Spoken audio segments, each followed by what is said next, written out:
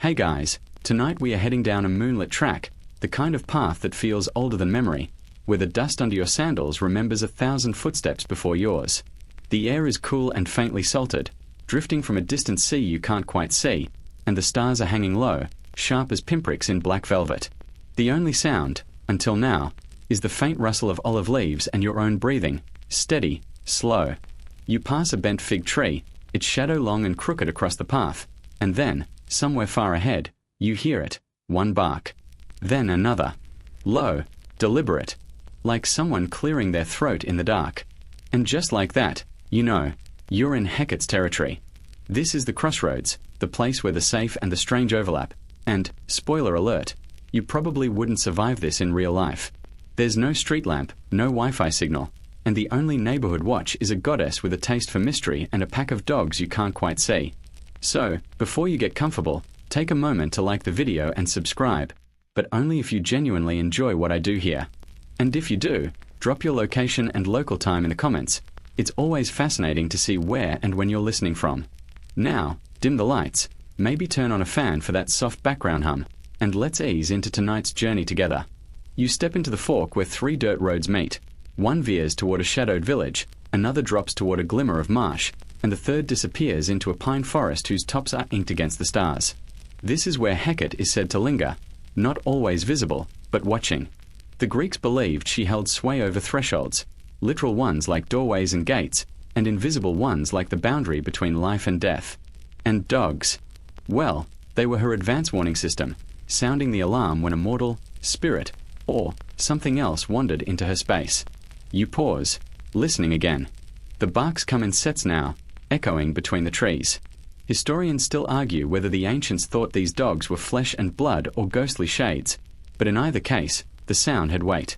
It meant you'd crossed into a place where the rules you knew might not apply. The air shifts, and you catch the scent of wood smoke and rosemary, maybe from an unseen fire, maybe from some offering burned hours before. Somewhere in the dark, a pebble rolls under an unseen paw. Your eyes strain against the dimness, searching for the flick of a tail or the gleam of eyeshine. But the dogs here are shy, or clever, or both. Back in the villages, people would tell each other that Hecate's dogs could hear footsteps from miles away, or smell a visitor's intentions before they even arrived. A farmer trudging home late might hear barking carried on the wind, and know someone was approaching the crossroads. A widow might murmur a quick prayer at her door, offering a scrap of bread to the shadows. Some even claimed the goddess's pack could tell the difference between a human stranger and something less explainable. The road under you feels packed and cool, with the occasional jagged stone pressing up through the dust. You can imagine how travelers in the 5th century BCE would have stepped carefully here, holding a flickering oil lamp in one hand and trying not to think about shapes moving just beyond its light. Dogs, in a world without clocks or phones, were not just companions, they were the perimeter alarm. Their bark could mean safety, or danger, or simply, you're not alone. And the moon tonight? A waxing gibbous, big enough to spill silver over the landscape and bright enough to cast a faint shadow at your feet. To the Greeks, that was Hecate's lamp, her torchlight guiding her rounds. Dogs at her heels, she would pass between crossroads, cemeteries, and doorways, slipping in and out of the mortal realm like a breath. There's a thrill in the air, the kind that prickles your arms even though the night isn't cold. You know you're being watched, nothing hostile, just curious. The barks are closer now, and you can almost pick out individual voices, one deep and throaty, another higher and impatient. Somewhere, one lets out a sharp yip, as if scolding the others for giving too much away. A quirky little detail? In some rural pockets of ancient Greece, people swore that if you offered the goddess a particular kind of honey cake at the crossroads, the dogs would fall silent for the night. Whether that was divine magic or just a clever bit of bribery aimed at local strays, no one could say for certain. But it's the kind of half-practical, half-mystical trick you can imagine someone testing when they really needed an uninterrupted night's sleep. You take a step forward, and the sound shifts again. No growls, no howls, just a patient, rhythmic barking that seems to mark your progress. The road narrows a little, flanked by tall reeds that whisper against each other in the breeze. Somewhere beyond them, a shape moves, shadow against shadow. A tail flickers once and vanishes. As you stand there, the feeling settles in. This is not about scaring you away. It's about letting someone, or something, know you're here. The goddess doesn't like surprises. And in her territory, You're not just a traveler. You're a visitor who's been announced. You keep walking, the dust puffing faintly under each step, and somewhere in the rhythm of your footfalls, you start to notice the other patterns, the steady, deliberate intervals between barks, the faint rustle that might be paws brushing over scrub. You remember what the old storyteller said: Hecate is not just the goddess of magic, but of thresholds, boundaries, and every liminal place in between. If there's a line to cross, be it the lintel of a door, the mouth of a cave, or the invisible seam between two realms, she's the one standing at it, torch in hand, deciding whether you pass. The Greeks never treated thresholds lightly. A doorway was more than a rectangle in a wall. It was a filter between the safety of home and the chaos of the outside.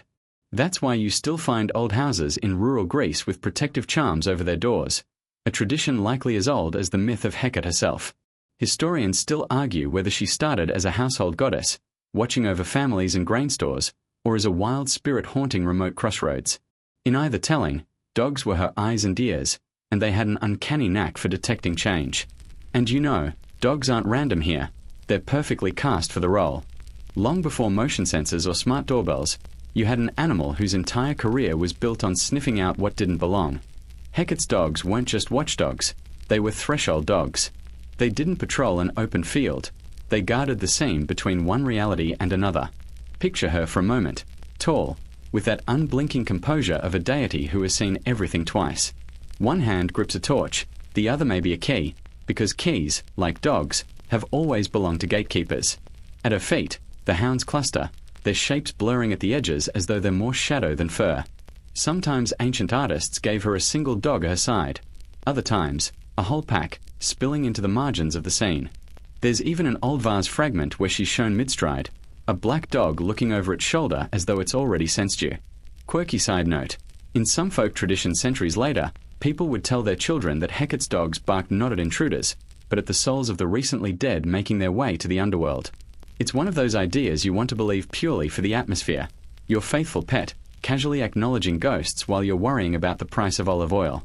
The road widens briefly, and you pass a squat stone marker, one of those wayfinding stelae that dot the countryside, chipped and moss-patched. You imagine it as a witness, standing here for centuries, watching travelers meet the goddess without ever knowing it. The dogs, though, they always knew. The Greeks were fond of layering meaning, so a barking dog at night might be more than just an animal alert. It could be an omen. Was the visitor bringing news? Trouble? An offering? The goddess, in her role as liminal guardian, might steer the outcome, and the dogs were her heralds. You catch a flicker of movement again, just at the edge of your vision. The animal world lives in peripheral sight. You're meant to notice them just enough to know you're not alone. And there's something deliciously theatrical about it. Hecate never barges in unannounced. She lets her presence ripple outward, through sound and shadow, until you're aware of her without ever meeting her eyes. Historians still debate whether the ancient Athenians actively worshipped Hecate in the way they honored Athena or Apollo, or whether she was more of a specialist, called upon for specific tasks like protection, magic, or safe passage between worlds. But there's no doubt that her image, and the image of her dogs, appeared on household shrines, boundary stones, and votive offerings. You pass through a patch where the moonlight weakens under overhanging branches. The air smells faintly of damp earth and crushed sage. Somewhere to your left, a dry twig snaps, loud in the stillness. One of the dogs lets out a single sharp bark, as if to say, "Yes, we see you." In the distance, a faint shimmer could be mist, or torchlight. It hovers right at the point where the three roads diverge again. You feel the pull toward it, that strange mix of curiosity and caution. You can almost hear a voice, not spoken, but impressed on the mind, reminding you that crossing certain lines changes you.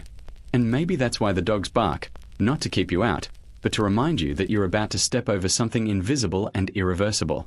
It's not a warning so much as a welcome, but a welcome into a place where the rules are different, and you'd better pay attention. A small, odd fact bubbles up from something you once overheard in a museum tour. There was a practice in some parts of ancient Thessaly where travelers would pause at a crossroads at night and softly imitate a dog's bark before passing through. Not out of mockery, but as a kind of password, a way of letting the goddess know you were aware of her presence. Whether or not it worked, you imagine it felt better than walking through in silence. Somewhere up ahead, the barks fade into a low, rolling growl, then back into silence. The air feels charged again, the way it does before a summer storm, and you realize that the line you've just crossed might be more than one kind.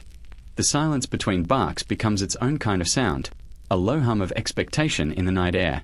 You find yourself thinking about how the Greeks, even in bustling city-states, carried a deep respect, maybe even suspicion, for dogs. They were both familiar and uncanny, your kitchen companion by day, and the creature who barked at nothing in the dead of night. In the Greek imagination, dogs lived in the same symbolic neighborhood as thresholds and shadows. Take Cerberus, for example, the three-headed gatekeeper of the underworld. You've probably seen him on pottery or in some overly dramatic video game adaptation, but in the ancient stories, his job was simple: keep the dead in and the living out. The overlap is almost too neat. Cerberus at Hades' gates, Hecate's dogs at the crossroads, both there to announce, or block, a crossing. Historians still argue whether these canine roles sprang from the same root myth or evolved separately in different cults. And then there were the hunting hounds, sleek, long-legged, prized by aristocrats who could afford to chase deer instead of bread. These animals show up in vase paintings mid-leap, their bodies stretched like bowstrings. They weren't just useful, they were symbols of control over nature, of the thin line between the wild and the tamed. And that same line is exactly where Hecate walks.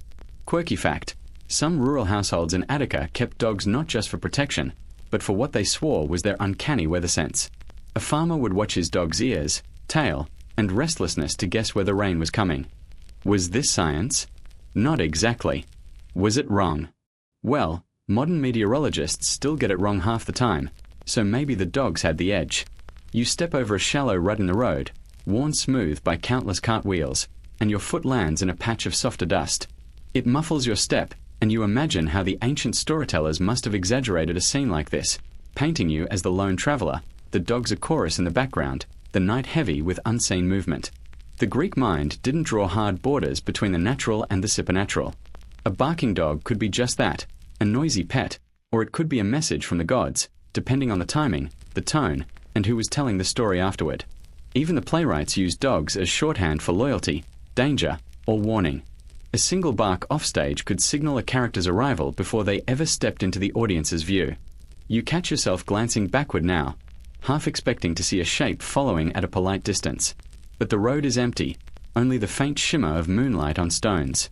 If there is a pack, they're professionals, unseen until they decide otherwise.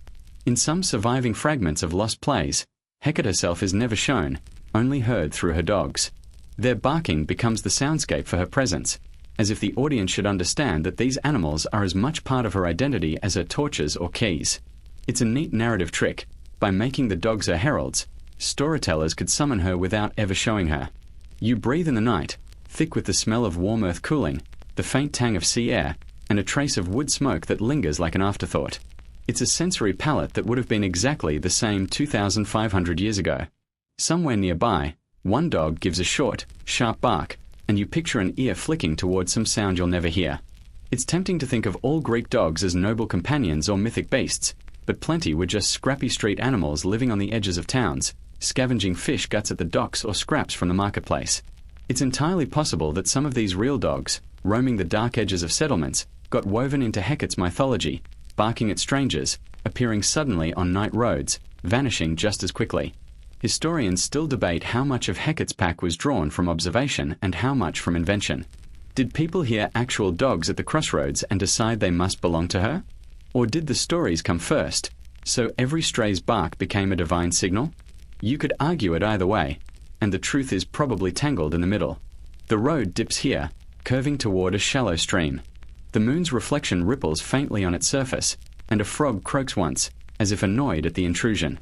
On the far bank, a cluster of reeds stirs without any wind.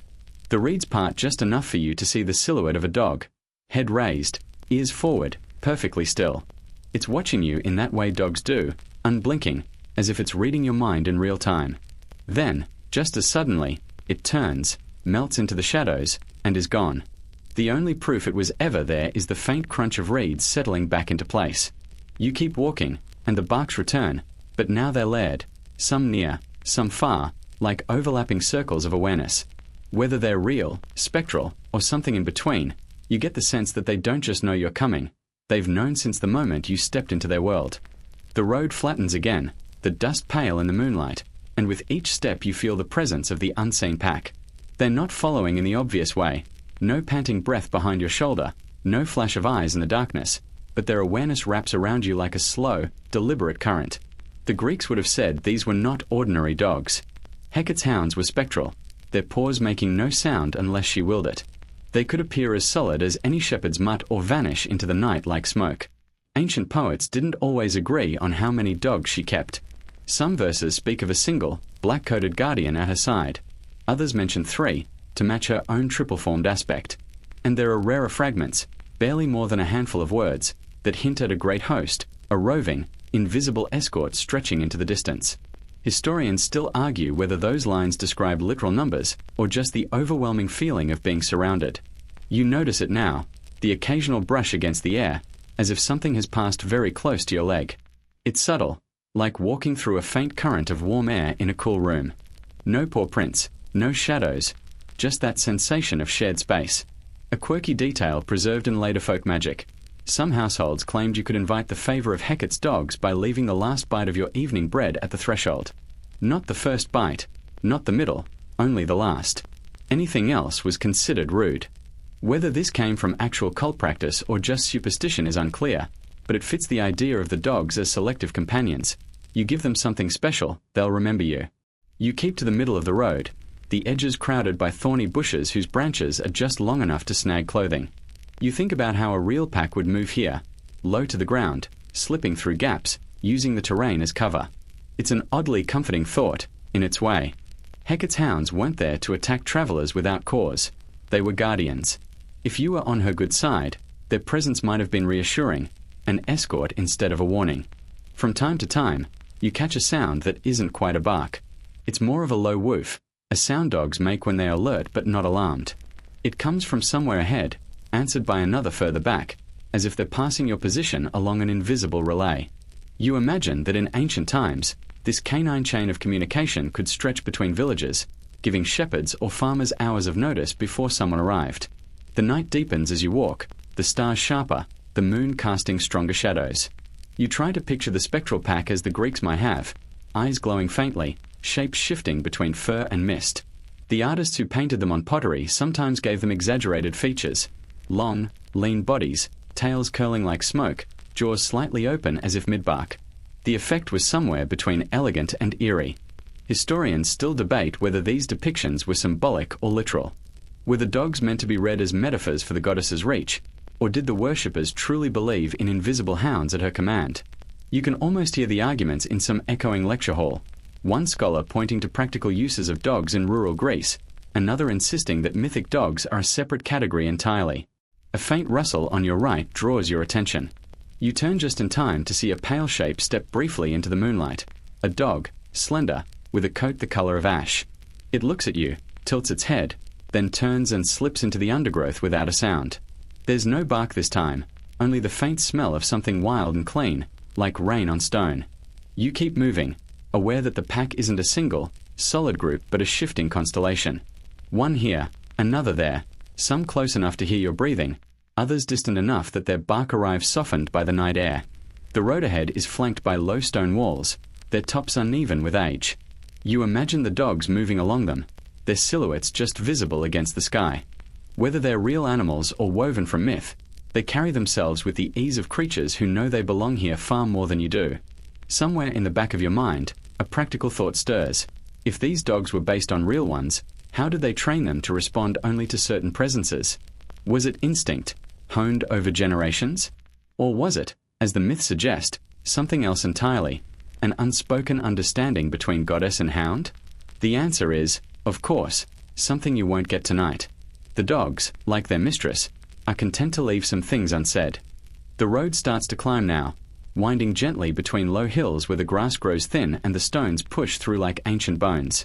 You imagine walking here in the time of the early city-states, before the roads were marked on any map, just dirt tracks connecting villages, farms, and shrines. Traveling at night in rural Greece wasn't something most people did without a reason. There were no public lamps, and the shadows were thick with unknowns.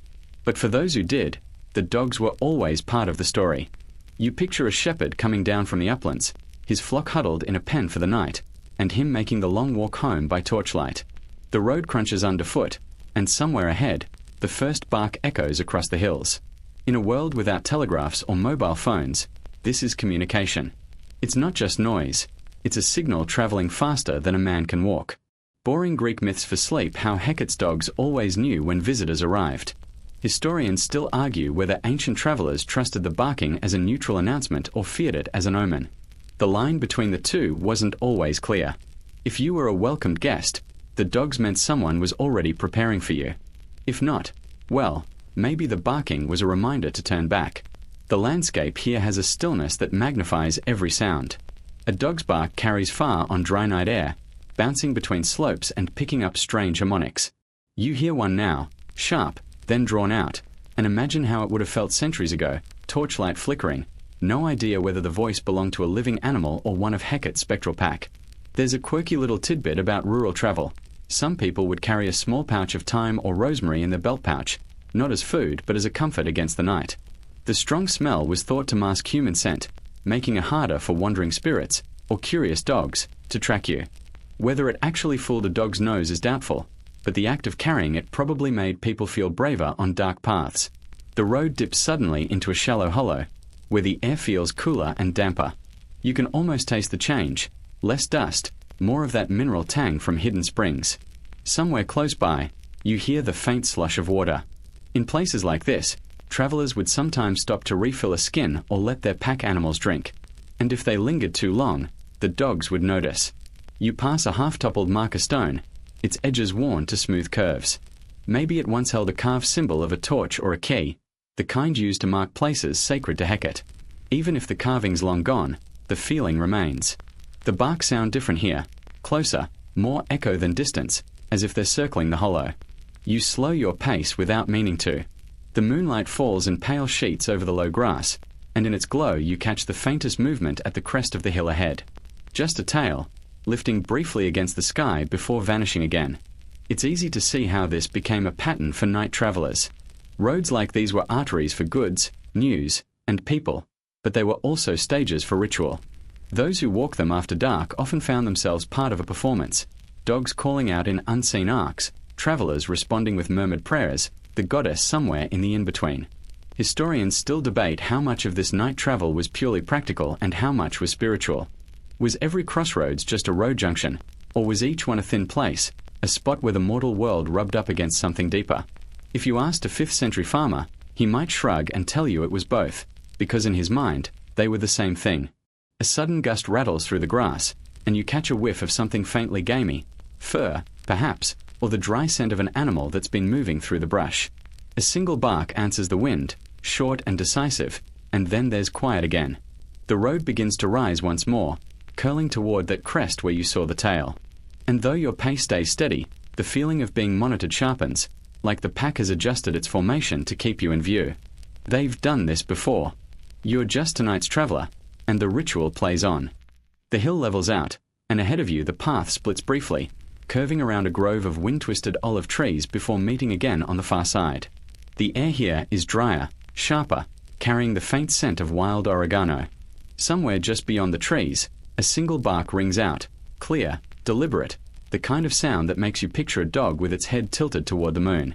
In the ancient Greek mind, that bark might be more than just a greeting. Dogs, they believed, had a foot in both worlds, the living and the unseen. The same ears that could catch the shuffle of a sandal in the dust could also, supposedly, hear spirits moving in the darkness. This is where oracles and omens start to weave their threads into the story. Historians still argue whether the barking of a dog at night was considered inherently lucky or unlucky. It often depended on the listener's own expectations. If you were awaiting good news, it could be a sign that your messenger was near. If you feared ill tidings, that same bark could set your stomach on edge. A quirky note preserved in an obscure fragment of Hesiod's lost works suggests that some rural folk could read a bark the way others read the flight of birds. A sharp, single bark, a visitor, a chain of rapid barks, trouble, a long, mournful howl, a death somewhere nearby, or so the saying went. It's part divination, part psychology. When you're already alert to danger, every sound becomes a message. You follow the left fork, passing close to the olives. The trunks are gnarled and hollow in places, and the leaves flicker silver under the moonlight. Somewhere in the branches, an owl calls once, then falls silent again. Just beyond, you glimpse the pale outline of a dog sitting very still, ears forward, as if weighing whether to speak. The Greeks often wove dogs into their myths not only as guardians but as judges. In certain magical traditions, a dog's reaction to a stranger could determine whether they were welcomed or shunned. You imagine arriving at a village gate, the local hound sniffing your ankles, and everyone watching closely to see if it wags its tail or growls. Hecate's dogs, in this logic, were the ultimate judges, divinely attuned, incapable of being bribed or fooled. You step past the olive grove and rejoin the main road. The sound changes here. The barks seem to come from multiple directions at once, some faint and distant, others so close you expect to see a muzzle poke out from the shadows. You can almost believe they're moving in a pattern, covering each approach like sentries on a rotating shift. The moon has climbed higher now, washing the hillsides in cold light. Your shadow stretches long and thin before you, and you catch yourself glancing to see if any other shapes fall alongside it. None do, but you still feel them. Some ancient travelers prepared for such nights by making small offerings before setting out. A bit of bread, a splash of wine, even a lock of hair left at a boundary stone. These gifts weren't only for Hecate herself, they were also for her dogs, a way of signaling respect and ensuring the journey would be uneventful. Historians still debate whether these canine omens began as religious belief or practical wisdom. After all, a barking dog in the countryside often meant someone, or something, was moving nearby. And in an age without lanterns bright enough to cut the dark, that information could be the difference between safety and danger. You round a bend, and the barking stops. It's replaced by a different sound, a low, steady whine, almost too quiet to hear. It's the kind of noise a dog makes when it's focused on something you can't see, the muscles tight along its back, every sense tuned forward. You feel the urge to look over your shoulder, but the stillness behind you is absolute. The whine fades, replaced again by silence. The road ahead seems to stretch endlessly, pale under the moon, flanked by low stone walls on one side and tall reeds on the other. You know the pack is still there. You can feel their presence like a thread running through the night, but they've decided not to speak for now. And maybe that's the real omen. Not the bark itself, but the moments when it's withheld. The silence settles around you like a thick blanket, heavy but not entirely unwelcome. Your footsteps crunch softly on the packed dirt, and the moon's pale glow seems to smooth every rough edge in the landscape. Somewhere in the distance, water trickles, a spring, maybe, or the runoff from a hill. It's the kind of sound that would normally feel comforting, but tonight it only reminds you that unseen things might be drinking there too. Dogs in the world of Hecate were not just noisemakers. They were considered the ultimate night watchers. Their senses were an extension of her own, and in some accounts, she didn't even need to appear in person to know who was coming. A chorus of barks could be her greeting, or her warning to stay away. Historians still argue whether this belief came from temple traditions or from older, rural magic that predated the Olympian pantheon. The countryside always had its own rules, and gods like Hecate often seemed more at home on back roads and in windswept fields than in marble temples. Her dogs were more than divine accessories. They were stitched into the practical life of villagers and wanderers alike. A quirky little fact from later Roman writers claims that in certain Greek colonies, gatekeepers would keep a pair of dogs trained to bark only at strangers carrying metal objects. The idea was that weapons glinting in moonlight could be caught by the dog's eyes even when humans missed them. Whether or not it worked, the image is oddly specific.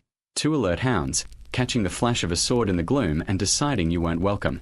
You pass a low wall where the stones are warm from the day's sun, still releasing their heat into the night. For a moment you imagine the dogs curled along the top, their paws dangling lazily over the edge, heads turning to watch you without moving a muscle. They don't need to run.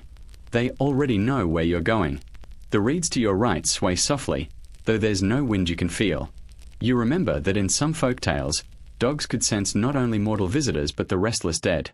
A reed shaking at the wrong moment might send a village into quiet alarm, not because of what people could see, but because the dogs had reacted first. Historians still debate if this was an inherited instinct or simply the result of living close to animals long enough to notice their smallest cues. You picture a shepherd decades ago, watching his dog stiffen for no visible reason, only to learn later that a traveler had been approaching from the far side of the hill. It wouldn't take many such moments to convince someone the dog knew more than they did. A sudden short bark breaks the stillness ahead.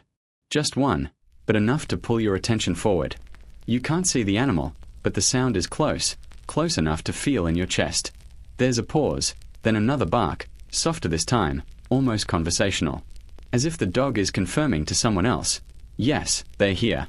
It strikes you that the most unnerving thing isn't the barking itself, it's the sense that the dogs aren't warning you. They're announcing you to someone else. You keep walking, because what else is there to do? The moon glances off a scatter of white stones in the road, and you think of offerings left at crossroads, coins, flowers, even little carved figurines. Some of these, ancient travelers believed, would buy the goodwill of the dogs. You wonder if you should have brought something. The road dips slightly, and the sound of the water grows louder. Ahead, the reeds thin out, revealing a shallow pool reflecting the moon. On its far bank, a dog stands in profile, tall, lean, fur glowing pale in the light. It doesn't move as you approach. It doesn't need to. There's a certain theatricality to the way it waits, almost like it's letting you come to it rather than the other way around. In some myths, the dogs of Hecate would test a traveler's courage before allowing them to pass. Not by attacking, nothing so crude, but by simply existing in the road and seeing what you do. You pass within a few paces of it. The dog's eyes follow you, and for a heartbeat you think you hear the faintest sound of breathing. Then, without a sound, it turns and slips into the reeds, as if the water had simply swallowed it. The pool's surface ripples once, then smooths. And the silence returns, heavier than before. The silence feels deeper now, almost like the landscape has exhaled and is holding its breath, waiting to see what you'll do next. The path is narrower here, flanked by low stone walls that meander off into the dark. You can just make out the outlines of olive trees beyond them, their gnarled trunks twisted like the knuckles of someone who has worked their whole life in the fields. Olive groves, you recall, were sacred in many corners of Greece, sometimes to Athena, sometimes to local spirits, and occasionally to Hecate herself, especially when the grove sat at crossroads or beside wells. Historians still argue whether Hecate's link to such groves came from a practical need for shade and water or from old chthonic symbolism tied to the tree's resilience. The olives themselves, of course, were a kind of divine currency, food, oil, and offerings all in one. Your shoes scuff against a patch of gravel, and the sound feels too loud in the stillness.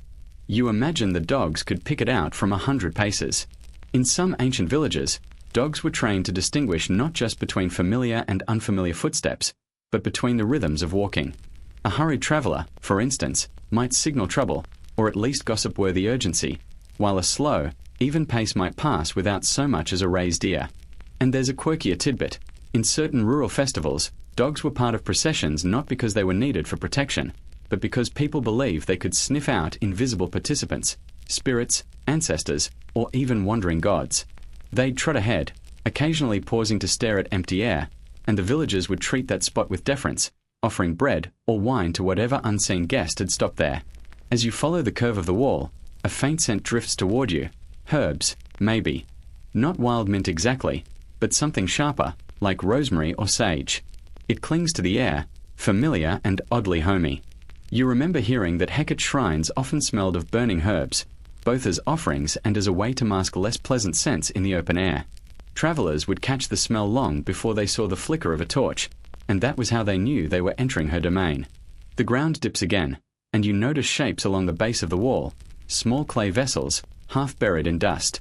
Offerings, left and forgotten. A few have been broken open by weather or time, revealing seeds, coins, and once, just once, a scrap of faded cloth. Perhaps a child's token, left to ask for protection during a journey. The wind shifts. Somewhere beyond the wall, a dog gives a long, low howl. It's not the frantic bark of alarm. It's measured, almost ceremonial. Another joins in, and the two voices weave together like threads. The sound is strangely hypnotic, not unlike a chant. You imagine lying down on the path, letting that sound roll over you until the edges of the world blur. Historians still debate whether such howls were seen as blessings or warnings. In some accounts, they meant Hecate was nearby, perhaps guiding someone through a dream. In others, they meant she was busy escorting souls, and you'd best stay out of the way. Either way, ignoring them entirely was considered foolish. The wall finally ends, and you find yourself at another fork in the path. This one is less obvious, the branches of the olive trees overhead making it feel enclosed, almost indoor. Moonlight filters through the leaves, dappling the ground in shifting silver patterns. You hesitate, left or right. A rustle comes from the right-hand path. Soft, padded footsteps. Not human. You catch a glimpse of movement. Another dog, this one smaller, with darker fur. It pauses at the fork, meets your gaze for the briefest of moments, and then trots down the left-hand path instead. The choice, apparently, has been made for you. You follow, the scent of herbs still faint in the air, the soft sound of your own footsteps swallowed by the night. And in the distance, though you can't see them yet, you know more dogs are waiting, keeping their silent, watchful vigil for whoever approaches next. The left-hand path feels different almost immediately. The air is cooler, and the ground beneath your feet changes from loose gravel to something firmer, packed earth, tamped down by centuries of passing feet. You catch a faint trickle of water somewhere ahead, the kind of sound that carries in still air, quiet but insistent. You realize you're moving downhill again, the slope gradual enough that you might not have noticed if not for the way your weight shifts slightly with each step. The olive trees thin out here, replaced by low, scrubby bushes, and every so often a tall stalk of fennel sways in the breeze. Fennel, you recall, had a mixed reputation in ancient Greece, useful in cooking and medicine, but also tied to old rituals. Some say Hecate's attendants carried fennel stalks wrapped with burning pitch as makeshift torches. Historians still argue whether that practice originated as a practical lighting method, or as a symbolic nod to her role as a guide in the darkness. The dog's presence is subtler now. No howls, no sharp barks, just a sense of being noticed. Every so often, you hear the soft crunch of paws on the path ahead or behind, never too close, never too far. It's like walking in a place where your shadow is alive and has 4 legs. You pass a flat slab of stone jutting from the earth. At first, you think it's just a rock, but then you notice the faint outline of a carved key. Keys, of course, were one of Hecate's emblems. They marked her as a keeper of thresholds, physical, spiritual, and metaphorical. And in some rural shrines, keys were offered as tokens, either made from bronze or scratched into stone. Quirkier still, some farmers left the first key to their granary each year at her altar, hoping she'd lock in a good harvest. The trickle of water grows louder until you round a bend and see it, a shallow spring, its surface glinting in the moonlight. The water runs clear over small stones, pooling briefly before slipping away into the shadows. A low wall of unmortared stone surrounds it, and at one end stands a weathered wooden post, leaning slightly, with a length of frayed rope still tied around it. This is the sort of place where travelers would stop, not just to drink, but to listen. Ancient Greeks believed springs could be inhabited by nymphs, and if you caught the right murmur of water, it might be a voice speaking to you. The connection to Hecate wasn't direct, but she was known to watch over such liminal spots, especially if the spring lay along a crossroads or pilgrimage route. And here comes the quirky part. There are old, scattered references to dogs blessing springs by drinking first, as if giving the all-clear for humans. You watch as one of the shadowy figures ahead, yes, definitely a dog, pads to the edge of the spring, lowers its head, and drinks slowly, deliberately, like it's performing a task. Only when it steps back does the air feel like it's your turn. You kneel, letting your fingers brush the water surface. It's cooler than you expect, sending a soft shiver up your arm. Somewhere behind you, a twig snaps, but the sound isn't threatening. If anything, it feels like a signal. When you glance over your shoulder, there's nothing in sight except the wavering silhouettes of bushes. Historians still debate whether rituals here would have been solitary or communal. Some suggest lone travelers would whisper their wishes into the water. Others think small groups would gather, each accompanied by dogs, for nighttime ceremonies under the moon. Whatever the truth, the stillness here feels like it could hold a secret indefinitely without ever spilling it. You stand, brushing your hands against your tunic, or at least the mental version of your tunic you've been wearing this whole time, and follow the path onward. The slope flattens again, and the vegetation grows denser. The air is rich with the smell of damp earth, the kind that clings to you long after you leave. The dogs are closer now. You can hear the faint huff of their breath. Then, from somewhere ahead, comes a single bark, short and decisive, followed by silence. You take it as a cue to keep moving. The path is narrowing again, funneling you toward whatever waits beyond the next turn. You've lost track of how long you've been walking. The pace of the night has seeped into you, each moment stretching like cooled honey, slow but inevitable. And through it all, the dogs keep pace, unseen but certain, as if they know exactly when the next visitor will arrive, and how far you still have to go before you join them. The narrowing path draws you in like a ribbon, winding between clumps of wild thyme and low, wind-gnarled trees. Their branches twist over your head just enough to block out most of the moonlight, leaving you with a tunnel of shifting shadows. You move more slowly now, partly because the footing is uneven, partly because you sense, deep down, that you've entered a place where the pace is not yours to set. The dog's movement changes here. You don't just hear them, you feel them.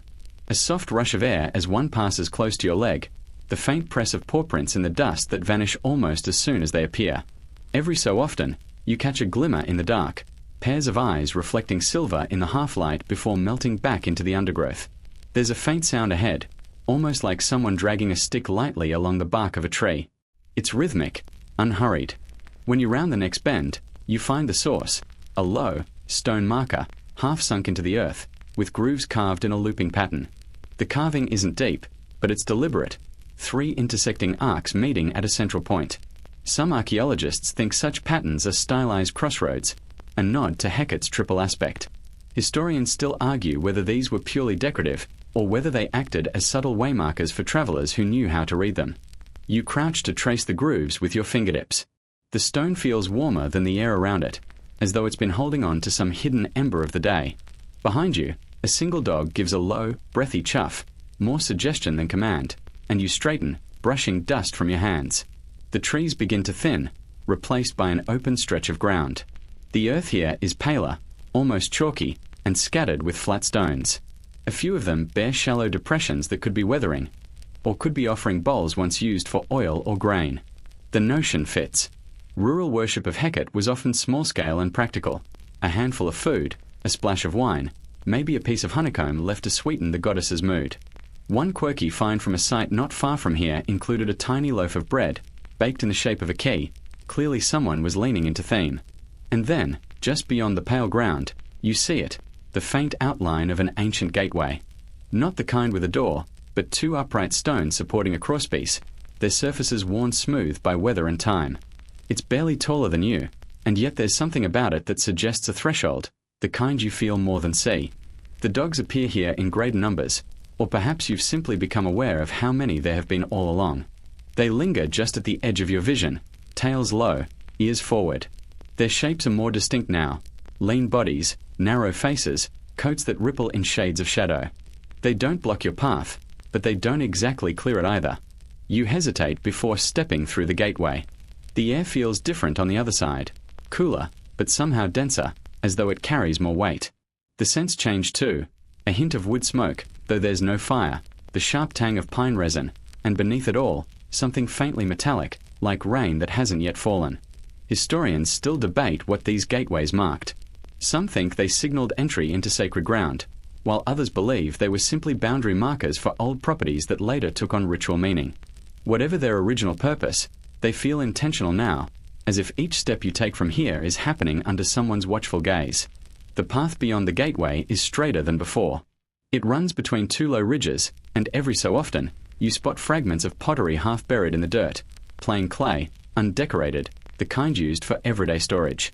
You pick one up and turn it in your hand, imagining it once held oil for a lamp or maybe food for an offering. You set it back carefully. Some things feel like they want to stay exactly where they've been for centuries.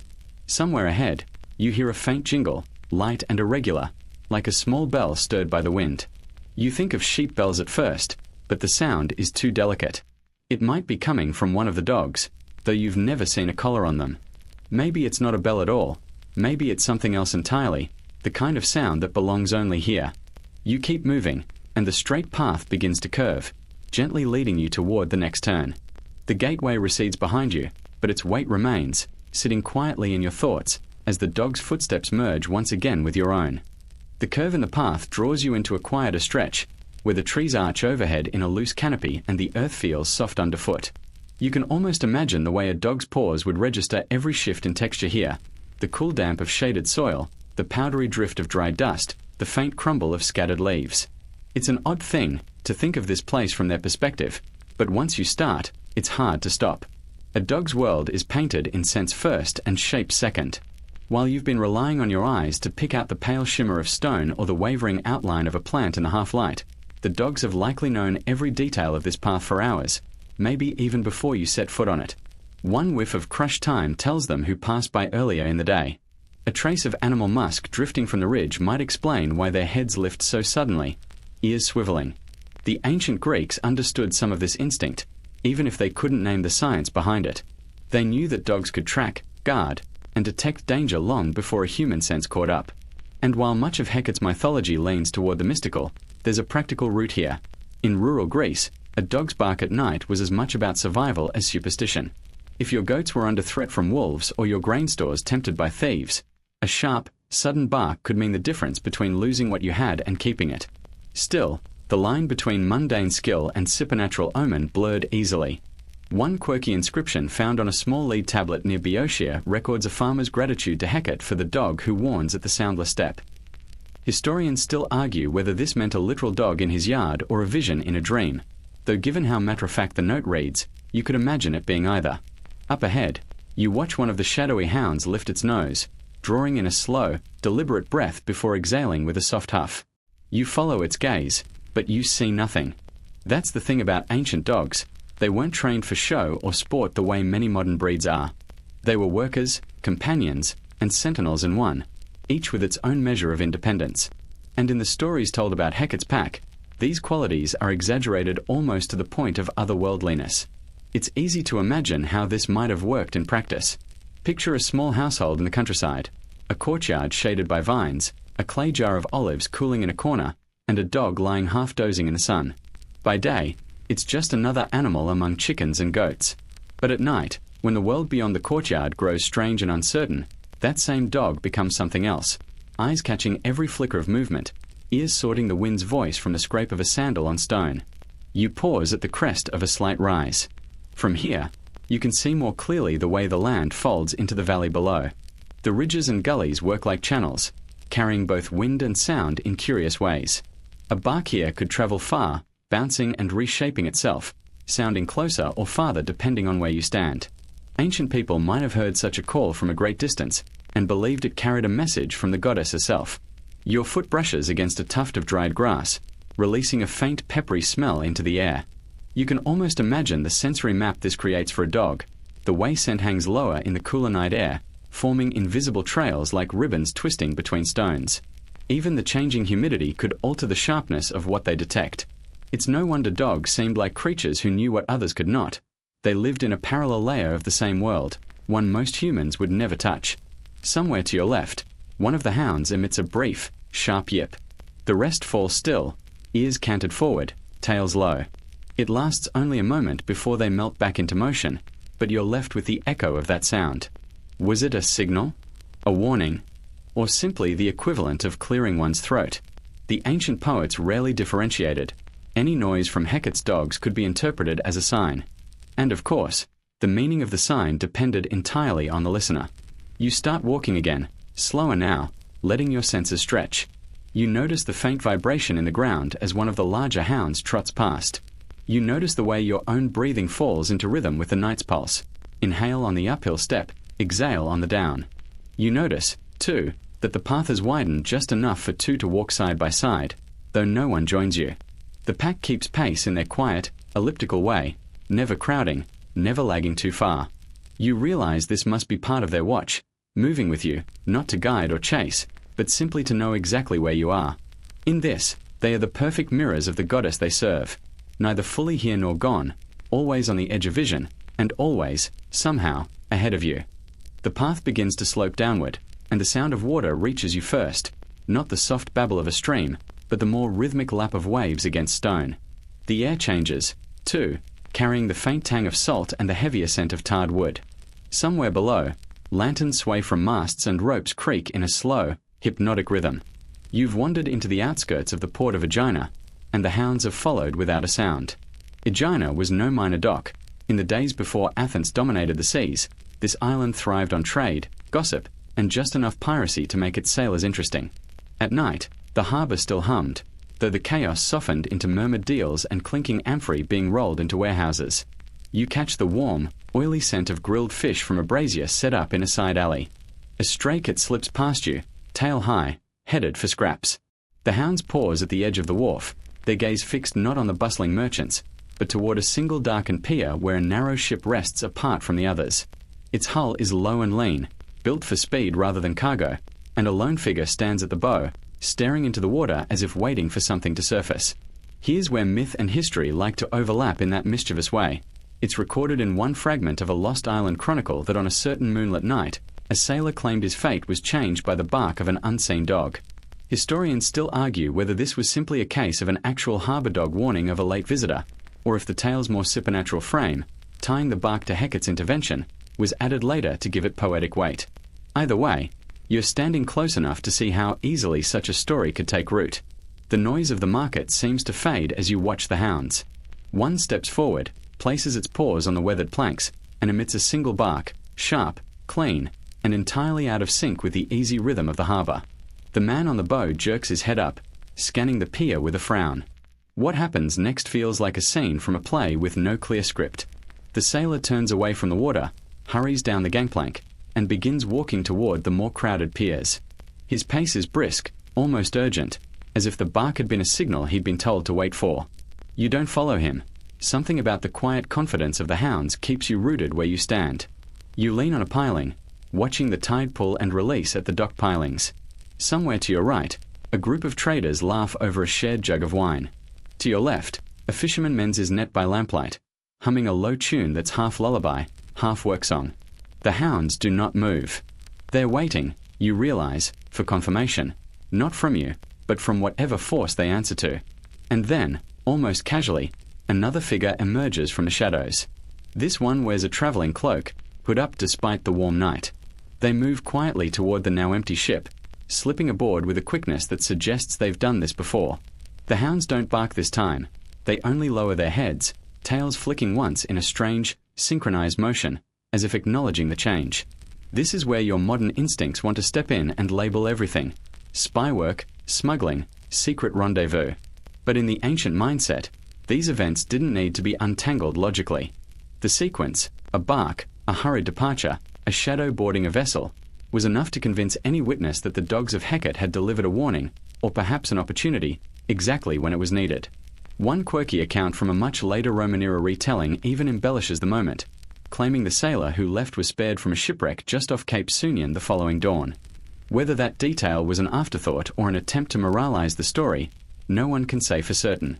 Still, the harbour's shifting currents of sound and smell make it easy to imagine how a single bark could ripple through a night's events. You walk along the edge of the pier, your footsteps echoing in the hollow space beneath. The sea slaps lazily at the stones, the moon's reflection warping in the ripples. The hounds begin to move again, gliding ahead without urgency, as if their work here is complete. And maybe it is. The sailor's path altered, the cloaked figure aboard, the ship now holding a secret you will never be told. Leaving the harbour, you pass stacks of amphorae marked with painted dolphins, nets drying like lace against the walls, and coils of rope that smell faintly of hemp and seawater.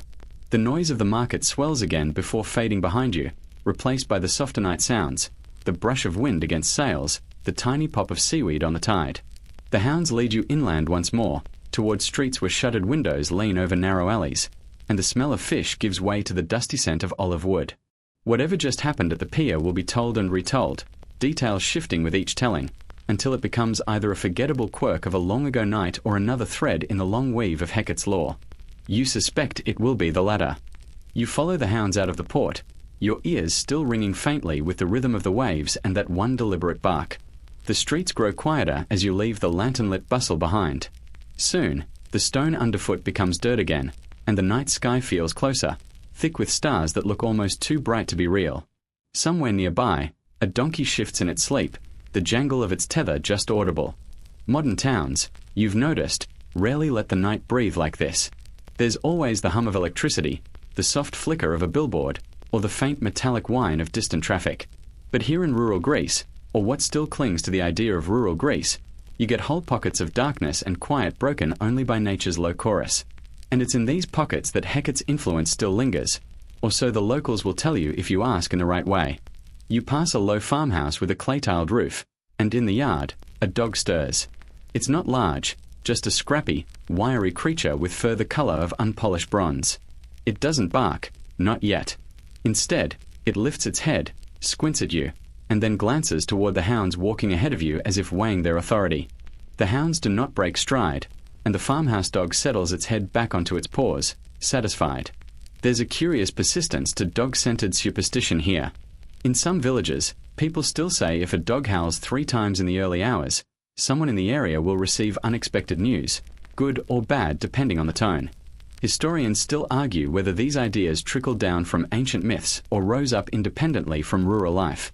After all, a dog that knows before you do that someone's about to knock on your door isn't exactly implausible. One farmer you overhear at a roadside coffee stand tells his friend about his grandmother's warning: never ignore a dog's sudden silence. Barking is easy to explain. Noise, strangers, cats, but silence, she said, was a sign the dog sensed something beyond sight or hearing. That's when Hecate walks past, he says, tapping his coffee cup for emphasis. His friend chuckles, but neither of them seems ready to call it nonsense outright. You take a narrow side path that winds past olive groves. The moonlight makes the silver leaves shimmer like frost, and the air smells faintly metallic, as if the night itself had been tempered in a forge. Somewhere deeper in the grove, a dog barks once, sharply, then stops. It's not for you. You can tell by the way the hounds don't react. That bark belongs to a different story, one you'll never learn. A quirky tidbit you hear from a passing shepherd makes you smile. In certain coastal areas, fishermen claim dogs can hear a storm a day before it forms. Not by sniffing the air or feeling the humidity, but by some ancestral memory tied to the goddess's gift. They hear her dogs barking out at sea, the shepherd explains, as if it's the most natural thing in the world. The hounds lead you into a clearing where a small chapel sits, its whitewashed walls glowing softly in the moonlight. A modern building, yes, with a cross instead of any pagan altar, but the locals whisper that it sits on the exact side of an older shrine, one to a goddess who kept watch at night. Some even say their grandparents remembered bringing small offerings of bread and cheese to the crossroads just beyond the chapel's wall. Whether the offerings were for Hecate herself or simply for the stray dogs who patrol the area is left deliberately vague. As you pass the chapel, a pair of modern mongrels lopus out from behind it, tails wagging lazily. They fall into step behind you, not threatening, not curious, just present. The old and the new, walking together in a single shadow. The villagers who see you tomorrow might shake their heads and joke that you've been recruited into the goddess's nightly procession. And maybe they won't be entirely wrong. The path narrows again, hemmed in by dry stone walls that smell faintly of sun-warmed lichen even at night. You hear another dog's bark, distant and muffled by the folds of the hills. This one's rhythm feels almost conversational. 2 barks, pause, 1 bark. A farmer in a neighboring valley might interpret that as stranger near the sheep pen. Someone else might hear spirit passing on the road. Both explanations work, and neither has to be proven. It's in moments like this that the modern mind, trained to prefer surveillance cameras and motion sensors, almost envies the simplicity of just trusting a dog. You think of the sailor back in Aegina, his entire night's trajectory altered by 1 bark. You think of the cloaked figure boarding that ship. You think of the way the hounds never once bark without cause. The road rises slightly, giving you a view of scattered lights in the valley below. Somewhere among them, you know, there are people tonight who will wake tomorrow and tell a small story about a dog's bark, when it came, what it meant, and what it didn't mean. And perhaps they'll add, whether they realize it or not, that the goddess was listening. The hounds keep moving, their paws silent on the packed earth. The mongrels from the chapel peel away, trotting toward a cluster of houses where warm light spills from a single open doorway. You remain with the core pack, the ones who have been with you since the start. Their pace is steady, as if they know exactly where this night will end. And in a way, so do you. The incline grows steeper, and soon you find yourself on a ridge road that feels older than any official map. The stones here are worn into shallow bowls by centuries of hooves and boots, and in the cracks between them, tiny plants cling stubbornly, their leaves giving off a faint herby scent when brushed. The hounds climb effortlessly, their shape silhouetted against the deep indigo of the sky. You realize, almost without thinking about it, that you've left the sound of the sea behind. The hush here is different, emptier, but also heavier, like it's holding something in. A single bark breaks it, sharp and low, and your eyes instinctively follow the sound toward a bend in the path. The hounds don't hurry, but they do lift their heads slightly, ears tilted forward. The bend opens onto a high crossroads, the kind you could almost miss if you weren't paying attention. There's no signpost, no marker, just 4 dusty paths meeting in a bare patch of earth where no grass grows. You know enough by now to recognize the symmetry. Crossroads have always been Hecate's territory. A mainstream historical fact floats into your mind here. In many Greek polis, crossroad shrines to Hecate were maintained well into the classical period, complete with small stone pillars carved with her triple form. People would leave offerings, cakes, garlic, or fish at these sites at the new moon, a quiet ritual to ensure her favor. But here, there is no statue, no pillar, no incense curling into the night air. Only the dogs, who seem to know the significance without needing any marble to confirm it. One of them, a lean black and white hound with a torn ear, steps into the center of the crossroads and stands perfectly still, as though waiting for something only it can hear. You feel a prickling on your skin, the kind you might blame on a cool breeze if you were trying to be practical. But there's no breeze. Just the stillness, and the faint smell of smoke that doesn't seem to come from anywhere nearby. A quirky tidbit you remember from a wandering folklorist comes back now. Some villagers believe that if you wait at a crossroads long enough at night, Hecate's dogs will circle you 3 times before she passes unseen. If they don't, it means she has already walked by. Historians still argue whether these practices were truly continuous from antiquity or whether they were later folk inventions, stitched together from scraps of half-remembered myth. Either way, you are standing in the middle of one, which makes the question feel oddly academic. The hounds begin to move, not toward any one path, but in a slow, deliberate circuit around you. Their footfalls are soundless, their shapes slipping between shadow and moonlight. 1 circuit. 2. By the 3rd, the torn-eared hound pauses beside you and fixes its eyes on the northern road. The others follow its gaze. You don't see anything at first. Then, faintly, a figure appears at the far edge of the moonlit stretch, too far to make out clearly, moving with a pace that is neither hurried nor aimless. There is no bark now, only the collective stillness of the dogs. The figure passes the intersection without turning its head, and the moment it's gone from sight, the hounds resume walking. No one looks back. You fall into step again, taking the northern road without question. The path here is narrower, hemmed in by tall dry grass that hisses softly as the dogs brush through it. Somewhere to your right, you hear the faint tinkle of goat bells, though you see no animals. After a while, you pass a low stone wall with a curious little niche built into it. The niche is empty now, but you can imagine it holding a small clay lamp in centuries past. The thought prompts another quiet fact. Rural travelers in ancient Greece often lit lamps at night crossings to honor Hecate, hoping she'd guide them, or at least not hinder them. That practice, too, faded when the gods changed, but the stone niche remains, stubbornly waiting for flame. The path begins to slope downward, and through the break in the grass, you catch a glimpse of water, a narrow stream, glinting faintly under the moon. The hounds head straight for it. You crouch beside them as they drink, the sound of lapping mingling with the slow trickle of the current. There's something grounding about it. Dogs don't overthink where the water comes from. They just drink when they're thirsty. And maybe that's the truest part of this whole mythology. For all the layers of ritual and symbolism humans have piled on, the dogs themselves are just being dogs. Barking when there's cause, walking when they feel like it, choosing who gets to pass. When they've had their fill, the hounds turn toward a narrow footbridge. You follow, the wooden planks creaking softly beneath your weight. On the far side, the land begins to rise again, but the air feels subtly different, warmer, carrying the scent of something faintly sweet, like figs left in the sun. You glance back once at the crossroads, now far behind you. The paths are empty. The stillness remains. And though you can't quite explain it, you're certain that somewhere out there, another set of footsteps just passed through, guided, or ignored, by the same invisible presence that let you go on. The hounds keep moving, and you don't hesitate. The climb is slower now. The path here is more suggestion than road, patches of bare earth stitched together by tangled roots, as if the land itself wants to make sure you feel every step. The hounds don't falter.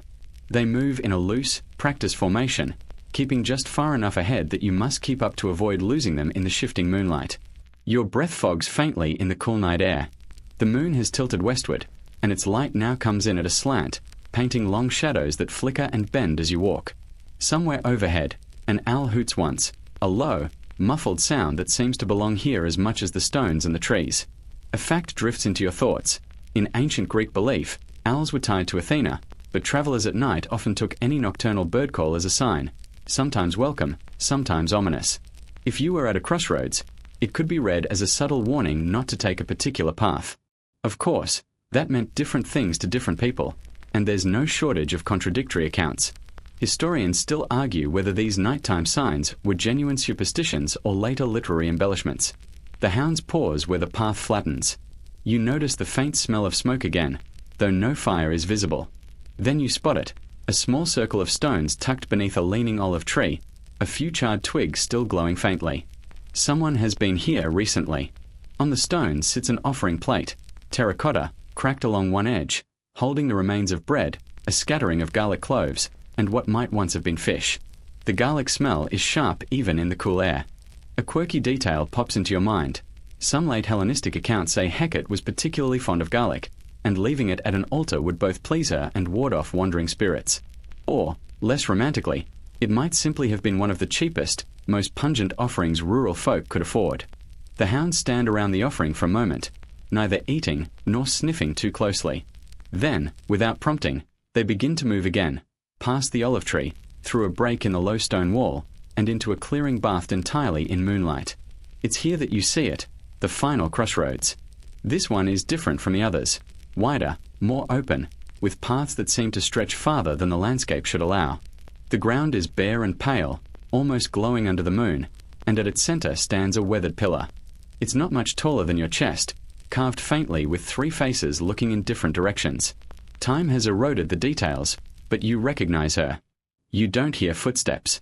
You don't see a figure, but the air feels full, like something vast has just stepped into the clearing and paused to look at you. The hounds sit, one by one, their eyes steady but calm. There's no bark, no movement, just a stillness that feels alive. You stand there longer than you mean to, your thoughts slowing, the weight of the night settling deep into your bones. Eventually, the hounds rise again, but this time they don't head down any of the paths. They circle the pillar once, twice, 3 times, just as the folklore promised, and then begin to fade. Not all at once, not like smoke, but as though each step carries them a little farther into a place you can't follow. When the last tail slips out of sight, the clearing feels oddly unchanged. The moon still shines. The pillar still stands. But the air has shifted, lighter now, as though something has been settled. You take one slow step toward the path you came from, and the sound of your own foot on the earth seems louder than it should. The journey is over, though you're not sure where the ending really happened. Maybe it was the moment you saw the pillar. Maybe it was when the first bark called you into the night. You glance back once more before you leave, and for a heartbeat, you could swear you hear the soft, distant rhythm of paws on packed earth. Wind down, 300 words. The path from the clearing drifts gently downhill, each step a little easier than the last. The ground is softer here, the earth loose and quiet under your feet. The moonlight seems warmer somehow, its edges blurred, as if the night itself has decided to lower its voice. The olive trees stand in small, scattered groups, the branches swaying just enough to make a whispering sound that blends with the hum of distant crickets. Somewhere far off, you think you hear water again, not rushing, not trickling, but moving with the slow, unhurried pace of time itself. You notice how the air feels on your skin now, not cold, not warm, but perfectly even, as though the world is holding you in a balance. The night has no sharp corners left. Everything is rounded, softened, smoothed over. Your breathing matches the rhythm of your steps without you trying. Each inhale feels a little longer, each exhale a little heavier, carrying away the last of whatever weight you brought into the walk. The shapes around you lose their sharpness, the trees, the grass, even the path itself, until they feel more like memories than objects. Somewhere behind you, the clearing still exists.